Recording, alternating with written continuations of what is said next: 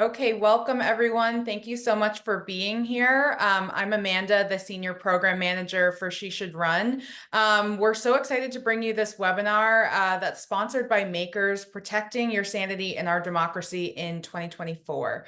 It's going to be a lively and inspiring conversation all about how to get involved and stay involved in this critical election year. So before I hand it over to our founder and CEO, Erin Cutraro, I have just a few items to review with everyone. So we have ASL interpreters and closed captions available for the audience to use at any point during this event. And then following this webinar, we'd greatly appreciate if you were able to take a couple minutes to complete our post-webinar survey, which is going to be linked in the description box below. Your responses are a great way to help us stay relevant and keeping our events as best as they can be. So now, without further ado, I'd like to welcome Erin Cutraro, who will take the reins and dive a little deeper on this panel while we're here today. Excellent. Thank you, Amanda, and welcome everyone for this really important discussion today.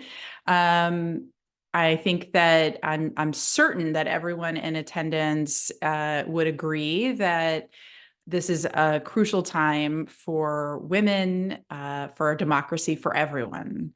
And I'm also certain I don't need to tell anyone how challenging things are especially for women and women from marginalized communities right now, from, jobs to wage discrimination to violence, increased violence and childcare costs. The reality is that women are oftentimes hit the hardest. And the other reality is that what's bad for women is bad for everyone. And I'll say that again because it's important enough. What's bad for women is bad for everyone. We all feel it, and the research echoes it. One of the reasons the topic is what it is that a Pew Center survey last year told us what we all feel, which is that the majority of Americans, 65% in fact, report feeling exhausted by a conversation around politics, exhausted by the experience of politics in our democracy. We're up against an incredibly challenging time. You think about things like, polarization that we all feel, misinformation, just that general fatigue. Look, like we want to put our heads in the sand. The reality is, though, however, that, it's dangerous. It's a dangerous time for our democracy when so many people are feeling that way. The good news is that, through this, we know women always show up. And while it comes with a real heaviness to say that, it is true that, women are the majority of voters, have been in every presidential election since 1980. And we know that women will be the majority of voters again this year. And we also know that women won't accept inaction, despite how we're feeling right now, and the feelings are real. The call to step up and be part is also real.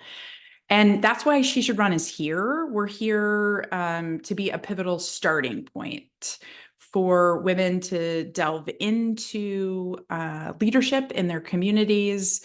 And we know that the starting line for women to think about elected office is engagement. It's engagement in our communities, engagement in leadership around decisions that are being made in our communities, and that we're making that case for that reality of the transformational power of civic engagement. So that's what we are going to dive into today, because if you can hold, and we all are, that heaviness of the reality of our politics right now, and also hold the reality that we know we have to show up. Let's have a conversation about how to do that. So with that, I want to bring in our remarkable speakers, and I will introduce them one by one and ask them to join on camera. Let's start with Jaynie Parrish. So Jaynie Parrish is a citizen of the Navajo Nation, grew up in Window Rock and in Arizona, and has been dedicated to increasing Indigenous representation across all sectors of our society and government structures. So Jaynie leads an incredible organization, the Arizona Native Vote. It's a newly founded nonprofit organization dedicated to building political power in rural communities and tribal communities. In 2020, Jaynie was called home by her mentor, Dr. Peterson Yaw, to help organize Native voters in northeastern Arizona. And this incredible team of grassroots organizers delivered a significant number of Native votes that helped carry Arizona in the 2020 general election and 2022 midterms. So she is also really proud of her work with organizations like Emily's List. She's worked on congressional campaigns, presidential campaign. And Jaynie is an alum of Arizona State University and the Harvard Kennedy School. So Jaynie, thank you so much for being here. Thank you. Yeah, absolutely. So we'll get into this discussion, but first, let me introduce our other speaker, Vedna Heywood. Vedna, you can go ahead and come on camera. Vedna has been involved in a number of forms of community service and social activism for more than 20 years. With the League of Women Voters in Massachusetts, she has facilitated partnerships with organizations in majority minority towns and cities promoting inclusive civic participation. Her role as a national board director and trustee with the League of Women Voters in DC highlights her dedication to strengthening democracy and civic involvement. So in addition to her work, her really incredible work with League of Women Voters, she's also an elected school board member for the Plymouth District, where she made history as the first African-American to be elected to town government in Plymouth's 400-year history. Also, as a surgical trauma ICU nurse and community advocate, Vedna utilizes her healthcare background to make a difference in people's lives. She embraces mentorship, which we love very much at She Should Run, particularly for young women in underserved communities, embodying the belief of lifting as we climb. Just an incredible background, both of you. I'm so excited to have you here for this conversation at this incredibly important time for our democracy, at what is, like I said, a hard time for our democracy, if we get real just in the work that we do every day and the conversations that we have every day. So we're going to dive right on in. My first question I will pose to both of you. I'll start with Jaynie to answer. Many of the women in our audience are motivated to take action in their communities, but they often say they just don't know where to start. How do women in your organization or in your circles turn their personal experience into action? And then a second part of this question is going to be, can you highlight that aha moment that led you to your public service today? Sure. So thank you again for having me. Many of the women that we're working with in our Fire Keepers program, we're calling them the Fire Keepers because it was a great name that one of our matriarchs had given our group. The women in many of our tribal communities on Navajo Nation, Hopi, and White Mountain Apache tribes are matriarchal. So everything goes through the mother's line and clanship and many things. And so we're very pivotal in our homes and outside in terms of like what mom and auntie and grandma say, you usually listen. And so fire keepers keep that home fire burning another way of thinking about it. But so it's not like many of them haven't been in these spaces. I think that what it is we're reframing it for politics and election specifically in terms of organizing, because our women are leading community meetings and ceremonies and other things that have been with us for generations. And I think that's also a good point to learn with Indigenous women. Ever since the founding of this country, we've been matriarchal. That's the caveat that the settlers didn't understand, that women, if you wanted to talk about land and property, and you had to go through the women. And that was just unfathomable for settlers to even wrap their heads around when they came to this country. And, many of maybe your folks may know, if not, I encourage you to read about it, that a lot of the founding principles of democracy and how we govern ourselves comes from Indigenous people, the Haudenosaunee people, in what is now upstate New York. But they left important things out, like women, because women were able to call when to go to war, when to go to peace, have these discussions in raising their leaders. And of course, those important pieces didn't make it into the US forms of democracy. So these are a lot of interesting things in our history that have always been with us. So it's not new. I think it's non-Native folks that have been trying to catch up to where, we've been. That doesn't say that we're all perfect, that we know what's going on. But I think a lot of the women are experiencing, I'll take one example, Lorraine Coyne, agency. So she's a powerful figure in her home community in Hopi, and Hopis have a very interesting dynamic, like many tribes. They don't trust, they don't engage in the US. Some of the tribes don't engage in the US systems because we have our own governing structures. We are sovereign nations within a nation. So we're not like any other ethnic group where we run our own communities and our own states.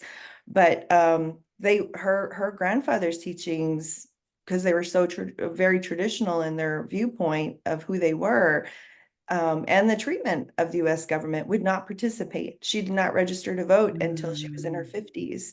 And other things in her life started to come about where she was changing that. And now she's been helping us recruit other people in her community. And we can measure the impact of folks like Lorraine in our program that has increased voter registration and turnout in our small villages of Hopi.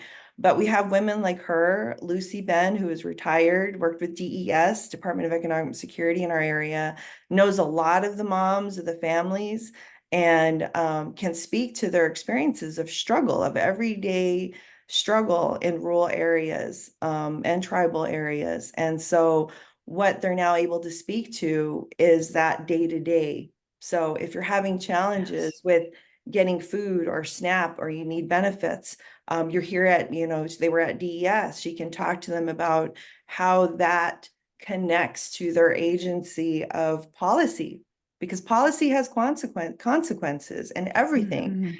And so it's showing that threading of the needle consistently. So I think those are some of the things that our matriarchs, our fire keepers, are able to do on a weekly, if not day to day, in our communities. And I'll tell you more about the program later, but that's just two women. We have more. And then my story is kind of the same line where, I knew there was a lot of injustices in our communities. I come from Navajo Nation. I grew up in Window Rock. And there were issues, though, that I wasn't quite aware of. Because when I came, like, you grow up in your own community of Navajo, sure, we had one or two kids that weren't Native, but usually they were the kids of the teachers or the doctors in our community. So when I went to Phoenix for high school, I was one of five, maybe one of four. I'm like, where's the Native people? Where's my people at? And that culture shock at 14, 15 quickly has you think, well, insurance. We don't have health insurance per se, but we have the Indian health system. So when we were getting ready to get our physicals for sports, kids were talking about going to the doctor and they're, oh, I don't have insurance. Do you have insurance? And I'm like, what is insurance? I said, you guys don't have a clinic you can just go to? I said, we have the Indian health clinic over here. And they were like, no, what is that? So at 14, I'm like understanding why policy is different. why we have the Indian healthcare system and other non-native people don't have a healthcare system that they go to and have to pay for. It's written in our treaties, but I couldn't say that at 14. Or why we have census numbers, tribal census numbers, and non-native people don't have census numbers. They're like, what is that? And so all of these dynamics I quickly learned. But fast forward to when I came home, again, I think it speaks to a lot of our elders and our mentors that I was doing good work. I got into politics because I could say, I finally found the thread and the needle for me, because I didn't register to vote until I was in my late 20s. And it wasn't until Barack Obama, was running for president. And I'm like, yeah, look at these long line of old, white, greedy white men that have done these things to my people and our communities. And look at what's continuing. I never saw or was involved in the levels to see our people included. And that's changed quite a bit now. And so I started volunteering where I could with Native community groups. But then I was like, I need to get paid. I can't be volunteering. I don't come from a privileged family where, they set aside and I can take years off to go volunteer for a campaign. I said, I got to get paid.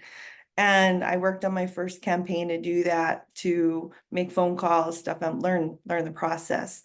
And I was doing this around the country, as you mentioned, on different campaigns. But I was called home in 2020, and my mentors actually just said, Mr. Zaw said, Jaynie, you've been doing a lot of good work out there. We need you at home. And that touched me to the core. When your elders and your mentors call you home, you have no question. And it was at the height, not the height, but a pandemic was happening. And I knew I wanted to go home and help. And it was election year. So I knew I was needed. All these skills that I was gathering, I had to put them to use in Arizona. And me and our team, we got a lot done.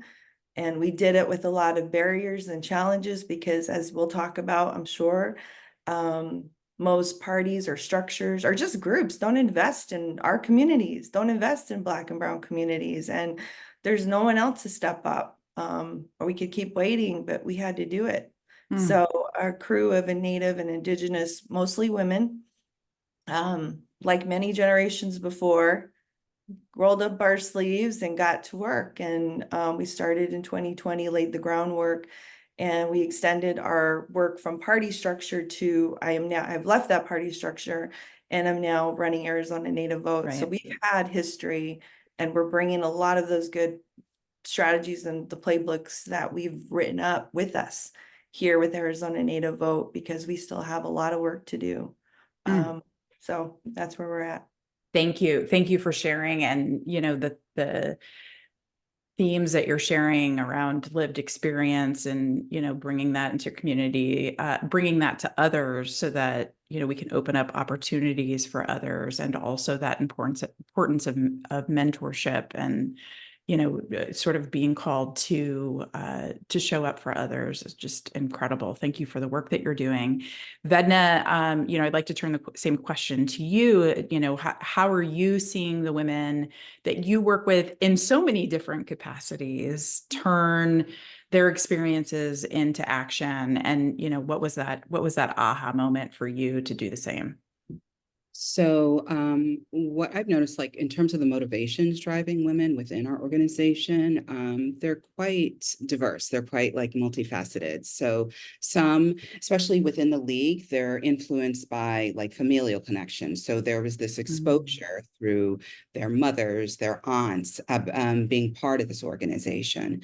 And then other women in the organization reflect on their own experiences, and they identify like certain challenges that they face within their community, within their personal life. And so they take these experiences, and that becomes like that force for them, that driving force for them to kind of promote like some sort of action.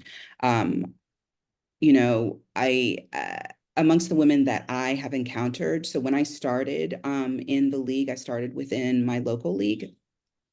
Within Plymouth, and that was a league with it was quite intergenerational, and as well as women with different like I guess working within different facets of a life, different professional backgrounds, and so you saw some of perhaps a lot of them really, it was familial connections, but then just given some of the societal issues that were occurring around the time that they joined leagues is what kind of propelled them within like this organization. So that was like in Makes terms sense. of like the motivations that's you know, with women.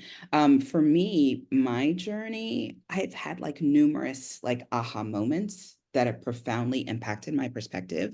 But one of the main, you know, moments for me, I can start off is it was me being, I'm an immigrant. Mhm. So coming to the US as a young child and having the understanding of the country that I came from. I came from a country that didn't, not only did not have fair elections, there wasn't a democratic process in terms of these elections. And so we came under kind of tragic circumstances. And so for us, this was an opportunity to build a new life. This was an opportunity for us to have choice, you know, in what it is that we're doing, you know, within our lives moving forward. And so I had this father that instilled this sense of like civic engagement within my home. I was the 5 or 6 year old watching I was watching the elections Uh-huh. with my dad. So that's where it kind of started for me in terms of like seeds being sown. And then it was a significant incident that happened during high school that not only like shed light on my experience of being like a Black immigrant teenager navigating this world, but also highlighted the support and sacrifices made on behalf of others that gave me access to certain spaces. And so as a teenager, I thought to myself, like, how can I not only like carry forward like the torch, but how do I make a meaningful difference so that other generations are doing it too? I just remember it was so for me, it was like the first instances of being part of like my community was like it was efforts surrounding like civil rights. So that's how I started, so I joined the NAACP. Yeah. I joined the NAACP, and I just thought, like, as a young woman,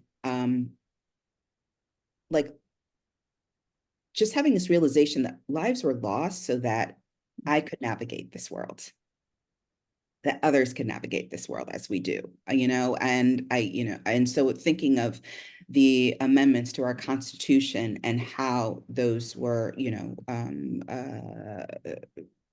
how those were placed or started. These were by people. So I remember as a young woman fielding letters written by constituents in the community who had suffered like civil rights infractions. I'd be there like until 1 or 2 in the morning.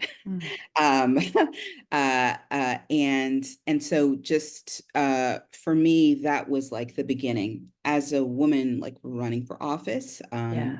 Other things kind of propelled me in terms of that choice to go ahead and do so. So that's. Yeah, look, first, I just appreciate you sharing the reality that it's often not one life experience that, you know, that sort of forms our need sometimes to take action, you know, the value of our action. Also, you know, hearing this piece that I think is so real about the kind of intergenerational pull of the work. This reality of, you know, the work that has come before us, the work that's still happening, the different perspectives, and your willingness to stay in that is incredible, and in so many different facets, including elected office. I'm curious, you know, I'd like to ask you both a question around this exhaustion that is real. You know, it's not something that people are people just sense is happening. It's real. We're exhausted by politics. We're exhausted by, ongoing, what feels like nonstop, crises that we're experiencing, and that, some in our communities are experiencing. And women continue through that to show up at the voting booth. So I'm curious what you're seeing, if there's any strategies you can share, or, as folks are listening in, what do we need to do to push through this? Because the inaction, we started in this place, the inaction isn't an option. So I'm curious to hear, and Jaynie, let's start with you. What advice do you have, or what are you seeing that's working to push through this period that we're in right now? Well, it's definitely an intergenerational concept because, again, these fights are not new, especially to Black and Brown communities. We've been experiencing a lot of hardships from the beginning. I think it's non-Indigenous people that are figuring this out because, from the beginning, our lives as Indigenous people have wrapped around in policy and law. And my uncle would always say, oh, we're inherently lawyers, because everything that we do is tied to the law and policy of what we could and couldn't do, that stripped us from our culture, that tried to terminate us, that had genocidal consequences to the policies to try to wipe us out, to get to our lands and our resources. They couldn't kill us all. So they said, let's assimilate them. Let's take their kids and let's strip them of their culture for years, or try to kill them or abuse them, break them down as a culture, as a society, so that they don't have their language, they don't have their culture. They're just like us, regular, I guess, I don't know what us was, a white America, but it was, so these fights aren't new. And I think it's new for people who don't know their history, maybe, who don't know about how this country was formed and how it was built.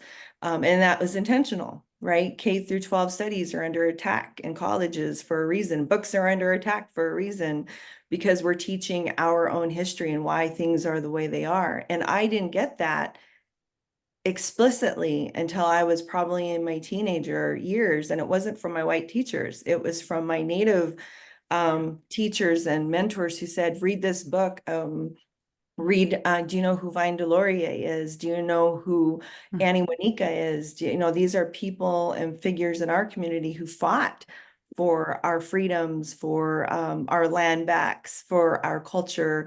And we knew them, but we didn't know them in the context of like a classroom setting and learning about history. Most people just know about us from, dare I say it, Columbus, Pocahontas, something probably not really accurate.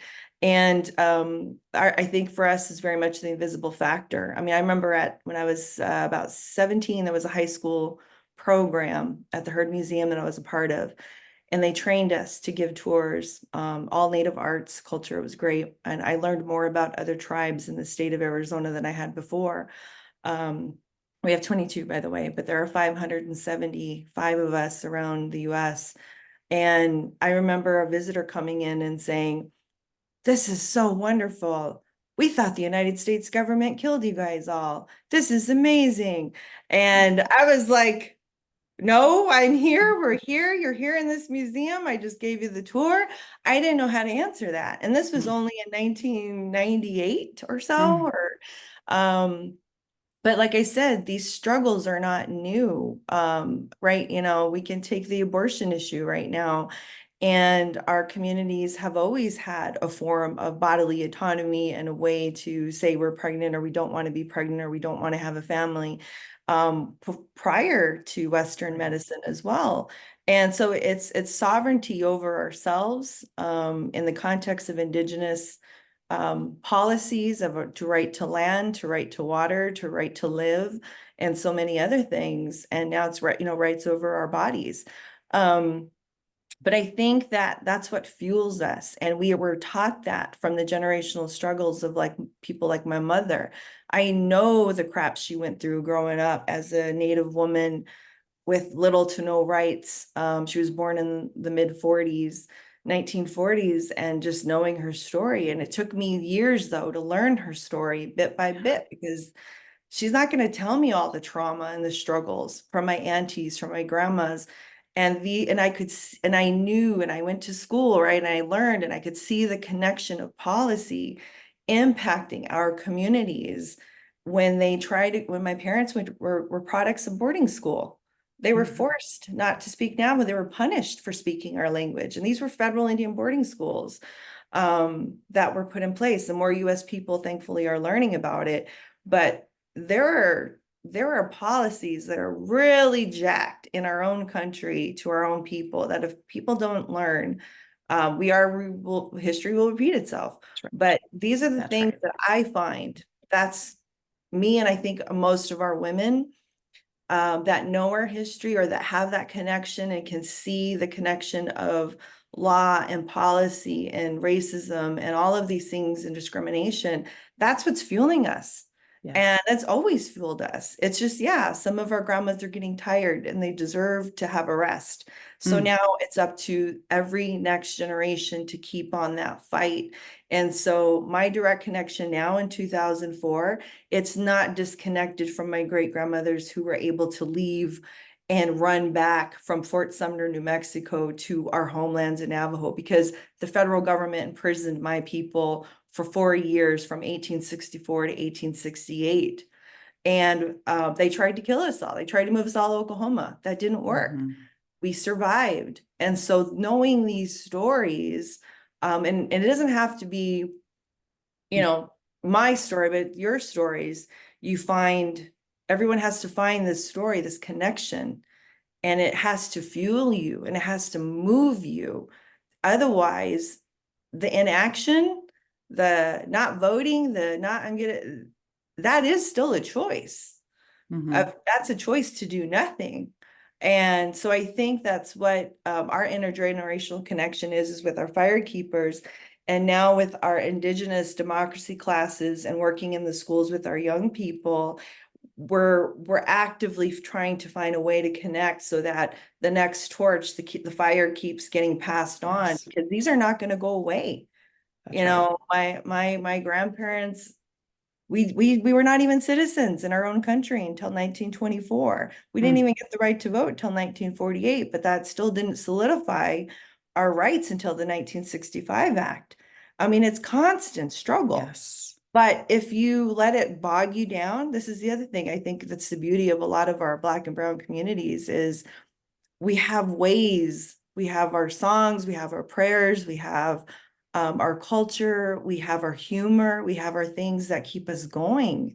Because if you let this keep bringing you down, yeah, you're going to stop. You're going to not freeze. You're probably not going to do nothing, or it's too much.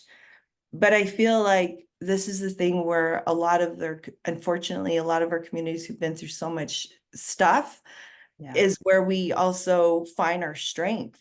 And then we just keep moving, because it's not just us right now, right? It's the next 7 generations. It's what grandkids that aren't even born yet. What are they going to be born into? So these are the things that how I view it, but I think as a foundation of philosophy of our organization and much of our communities, that's what we have and that's what we carry with us. Yeah, that responsibility. Vedna, what is your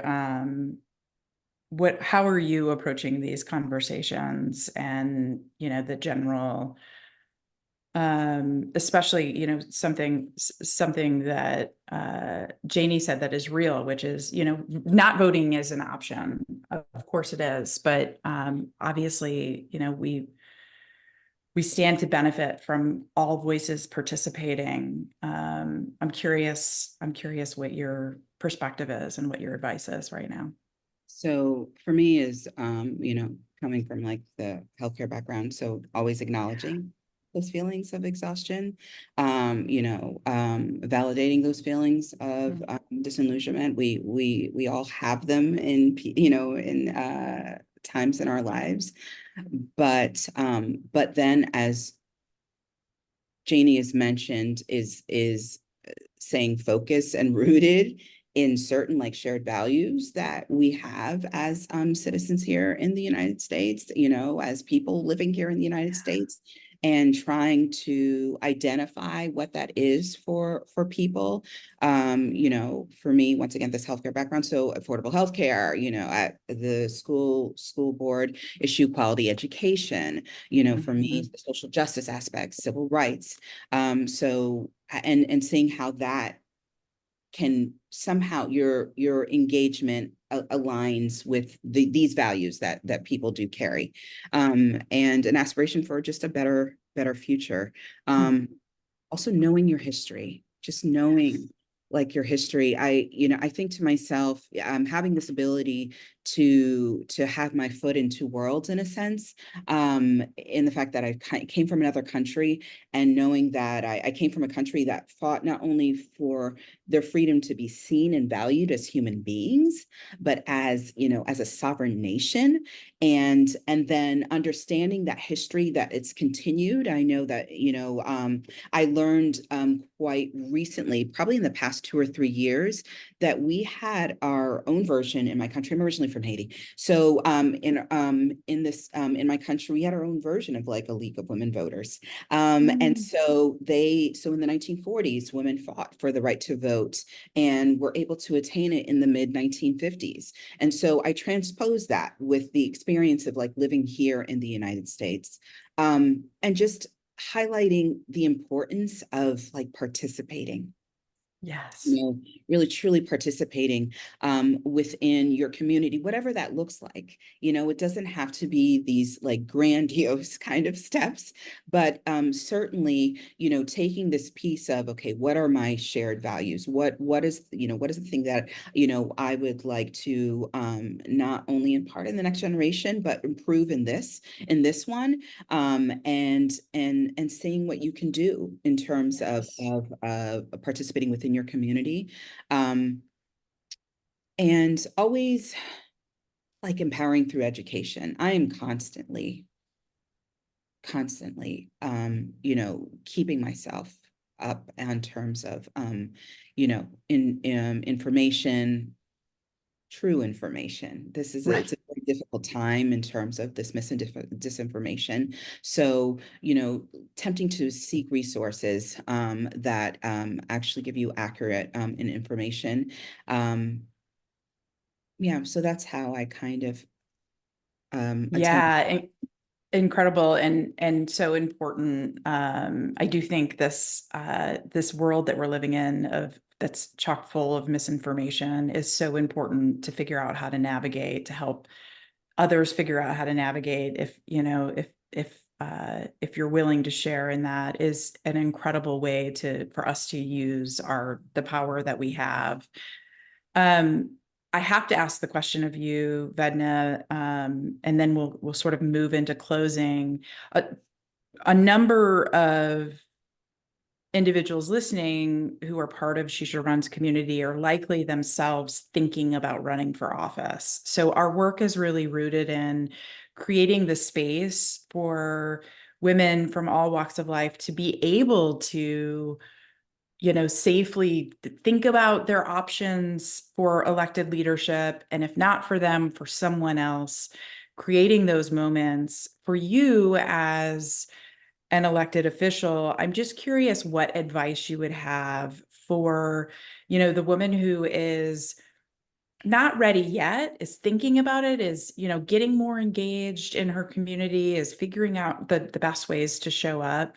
But, you know, may very well run in the next couple of years. What advice do you have for her now in this election cycle, in this moment of time, that she should be thinking about or doing? I think she should be thinking about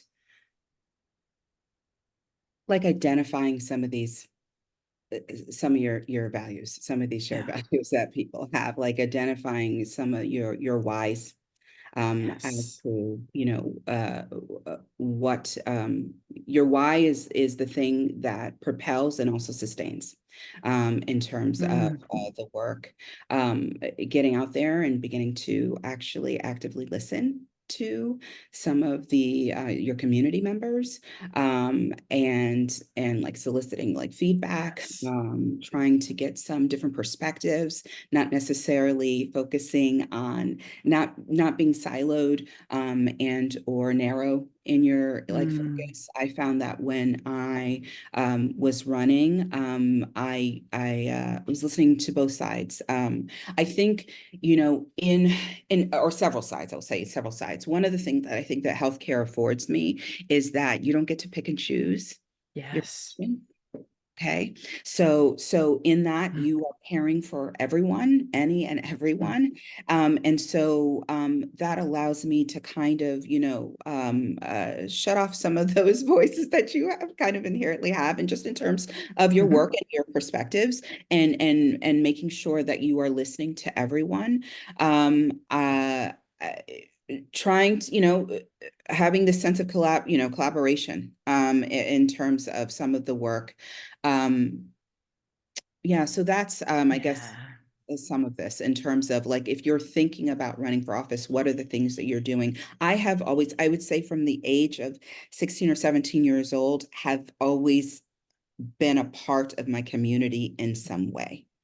Mhm. So once I ran for office, it was just an extension for Yes. me of like this community service end. All it Yep.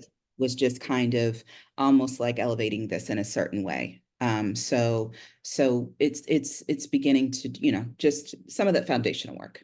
Yeah, yeah, and it's a journey. I mean, everybody's sort of starting in a different place. Some folks start really young, and you know, some not, but never a better moment than today to kick that off. So with that, I'll have one final question for you all, just a little bit of housekeeping before I ask the question. And a reminder to those listening in, we'd really appreciate if you complete our survey after today's webinar. Your input is going to help us make our programs better. Please just click the link you'll see on your screen. And we want you to join us again for future webinars. So our next piece of this series will be available on June 16th and thereafter. If you're coming to it then, Reclaiming Women's Power One Issue at a Time.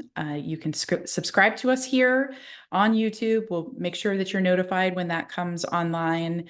And with that, just in the sort of final close for our two incredible speakers today, thank you again for just sharing your personal experiences, remarkable experiences.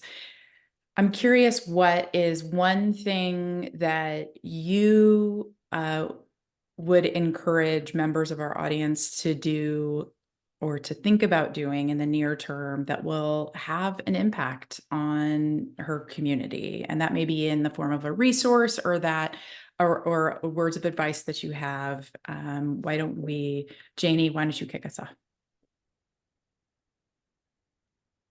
Okay. So I would invite you to get involved in the field, do the dishes with us. We're a field program.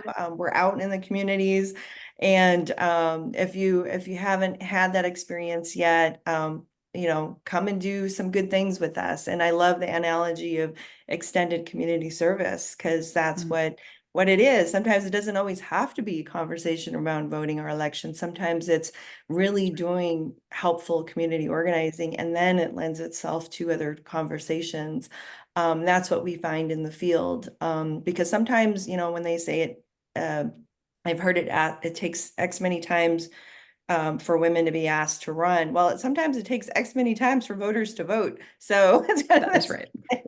and so I would say, you know, don't be afraid to do that. I think we all need to get some experience. But and honestly, it's one of the reasons a Native woman who was running for office in Montana, Denise Juneau, was reason why I got involved in a campaign. She was the first woman that I saw and heard and said, I need to get her elected to office. Unfortunately, she didn't win, but she's gone on to do other great things. And I had to find my Native women, my community, and other women, not just Native, but other women that could speak to what I cared about and I could connect to. And we just need more of us. I mean, you know, it's so needed. So I would say do the dishes with us and do one good thing, and then keep doing more good things. I think That's those are things that we live by. Excellent, excellent. Vedna. So for me, I think one impactful action a woman can do is just like reach out, as Jaynie's mentioned, reach out to your local community organizations or grassroots initiative and like volunteer, offer your support. Yes. And lend, whatever skills or expertise that you have. I think it's just for me, it has been a way to not only like create like positive change, but clearly see uh, uh, the meaningful difference that I make in Yes. other people's lives. When you talk about Mm. like the ability to like empower others like through this work, the multiple times I've had young women come up to me and say, how can I do this? Oh, Mhm. how are we doing this? I remember when I first ran for office, and I was at an event and people were congratulating me, and they're like, why are they congratulating you? This young woman asked me, and I said, because I just, I just won my election. And she was a young Afro-Latina, and she said to me, she said, there are some of us in this community, like there are people that look like us that are, Mm. doing this work. And I said, yes, yes, Yes.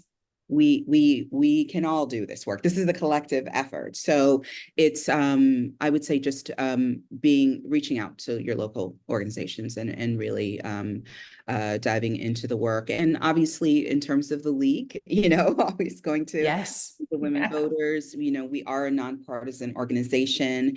And so for us, and have been a trusted organization for over 100 years. So being a part of that organization that advocates for policy and promotes accessibility and fair elections, there are several leagues across the United States. We have over 750 of them. So having, just being a part of our organization as well has also helped. Here, here, and we will be sure to share links to both of your organizations, and any additional links that you would like to share with audience members. We'll make those available. It's been such a gift to have both of you share your experiences today. And that's my takeaway too, is, this giving back, our connection. It is our responsibility. It's necessary. It's also incredibly fulfilling work, and I hope that others get to experience in that gift, and feel encouraged to do so today. So thank you for your time. Thank you to our interpreters as well, to our sponsor makers, and join us for our future conversations. I hope everybody has a wonderful day. Thank you. Thank you so much. Thank you.